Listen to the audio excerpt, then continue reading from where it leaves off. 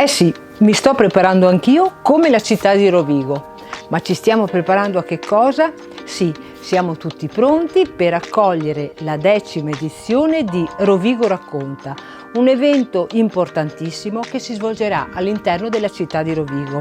Avrà inizio già da venerdì 31 maggio dalle ore 18:30 con l'apertura lasciata al personaggio un po' particolare di Mauro Corona.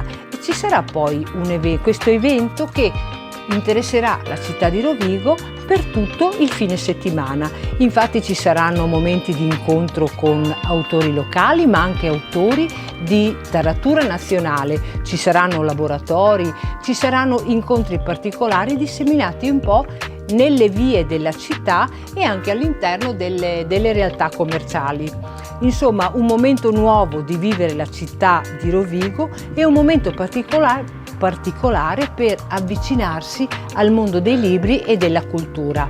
Ma io non voglio parlare solamente di cultura perché è importante, ma ci sono anche momenti di aggregazione conviviale che avvengono in realtà più piccole rispetto alla città di Rovigo. Infatti sempre nel fine settimana del 31 maggio, 1 e 2 giugno, qui a Runzi, presso la nostra località, ci sarà per l'ennesima edizione la Sagra del Pinzin.